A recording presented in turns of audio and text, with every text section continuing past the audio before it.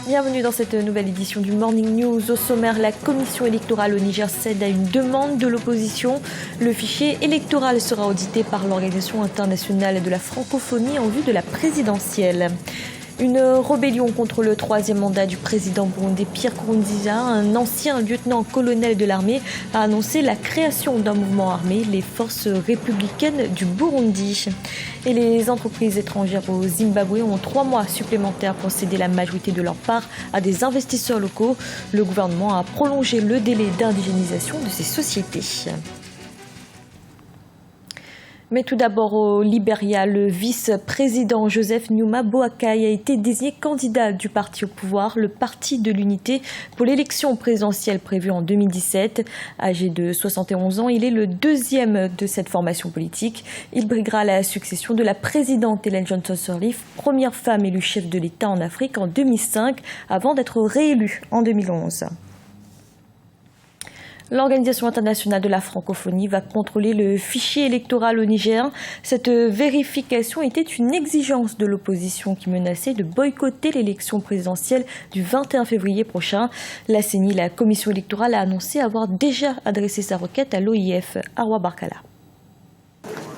L'Organisation internationale de la francophonie appelait à vérifier le fichier électoral au Niger. La commission électorale indépendante a annoncé ce 23 décembre avoir adressé une requête en urgence à l'OIF afin d'anticiper et de préparer dans la sérénité l'élection présidentielle du 21 février 2016. Quand même, le fichier électoral est un outil important pour la CENI. La CENI a estimé qu'il faille l'auditer par un organisme indépendant tel que l'OIF qui va faire certainement un audit qui permettra de ramener un peu la sérénité autour de la question et de pouvoir continuer le processus électoral de manière apaisée. L'OIF a répondu favorablement à la demande de la CENI.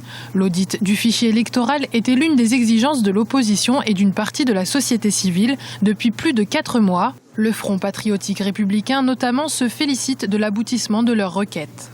En posant ce acte, la CENI montre véritablement son indépendance.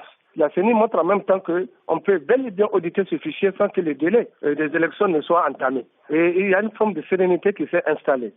Nous osons espérer clairement que ce audit-là soit fait rapidement, que les corrections nécessaires soient faites pour que nous puissions avoir un fichier transparent, clair et net, accepté par l'ensemble de la classe politique. Depuis plusieurs mois, l'opposition s'était dite préoccupée par des dysfonctionnements du processus électoral. De son côté, si l'OIF n'a pas fixé de date précise pour rendre son rapport sur le fichier électoral nigérien, elle a fait part du caractère prioritaire de cette vérification. Au Sud-Soudan, le président Salva Kiir a décidé de dissoudre 10 États du pays afin de créer 28 nouveaux autres, une mesure contraire aux souhaits exprimés par l'opposition. Ce décret intervient suite au retour à Juba des rebelles dans le cadre de l'accord de paix entre le gouvernement et l'ancien vice-président devenu chef rebelle Riek Machar. Au Burundi, une nouvelle rébellion vient de voir le jour. Sa création a été annoncée par Edouard Shimirimana, un ancien lieutenant-colonel de l'armée. Le mouvement a pour objectif de provoquer le départ du président burundais Pierre Nkurunziza. Amira Benjabala Jean-Pierre et Awa Barkala. C'est une nouvelle étape dans la crise burundaise. L'ancien officier supérieur de l'armée, Edouard Shimirimana, a proclamé mercredi 23 décembre 2015 la création du Forebu, les forces républicaines du Burundi, une rébellion regroupant selon l'ex-militaire les principaux groupes armés opérant dans le pays. Leur objectif, chasser du pouvoir le président Pierre Nkurunziza.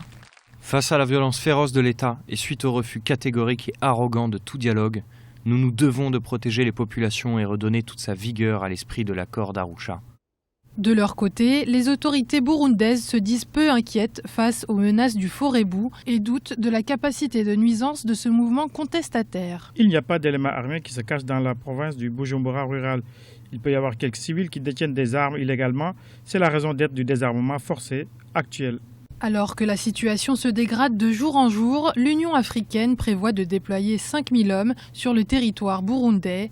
Une décision à laquelle les autorités burundaises s'opposent catégoriquement. Face à ce refus, l'Union africaine peut, en vertu de l'article 4 de sa charte, envoyer une mission de maintien de la paix sans accord de l'exécutif.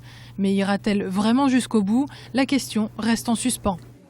Si le gouvernement burundais continue à refuser l'envoi de ses troupes, que l'Union africaine décide d'envoyer ses troupes, on peut craindre une grande violence dans un temps court, limité, disons, une sorte de vengeance sur la population. Parallèlement à cette menace de l'institution panafricaine, le président ougandais Yoweri Museveni, médiateur de la crise burundaise, a annoncé la reprise du dialogue inter-burundais à Kampala ce 28 décembre 2015.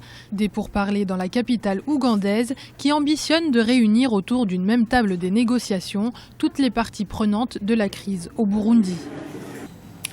Au Zimbabwe, le gouvernement prolonge le délai d'indigénisation des sociétés étrangères. Les entreprises concernées ont désormais jusqu'au 31 mars 2016 pour céder la majorité de leur part à des investisseurs locaux. Une loi qui, depuis sa mise en place en 2007, est sévèrement critiquée par les milieux d'affaires. Birama Saonera. 31 mars 2016, c'est le nouveau délai d'indigénisation accordé aux sociétés au Zimbabwe.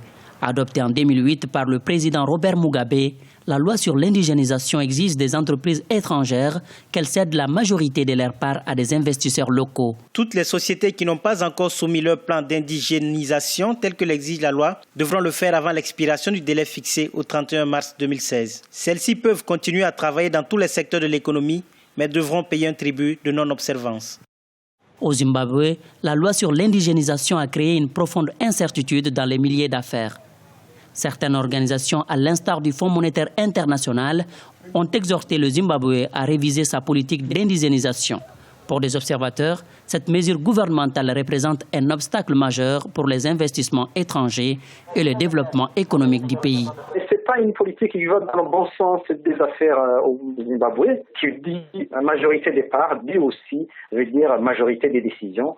Et on voit mal comment les sociétés étrangères qui dépendent des maisons mères qui sont en Europe, aux États-Unis, en Asie, peuvent accepter que les décisions de ces entreprises dépendent des Zimbabwéens. Avec cette politique au niveau des affaires, il y aura beaucoup de départs des entreprises et on aura le Zimbabwe qui va se retrouver dans une phase de paupérisation de sa population.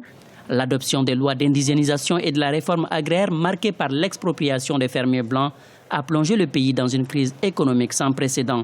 Selon les projections, la croissance économique ne devrait pas dépasser 1,5% au lieu des 3,2% initialement prévus pour 2015. Et sachez qu'au Burkina Faso, l'université de Ouagadougou a été rebaptisée du nom de l'historien, le professeur Joseph Kizerbo. Une cérémonie officielle était organisée ce samedi en présence du président de la transition, Michel Kafando. Créée le 19 avril 1974 avec 400 étudiants, l'université compte aujourd'hui plus de 50 000 étudiants. C'était le journal de la rédaction. Merci de l'avoir suivi. Retrouvez dans un instant une nouvelle édition de l'information.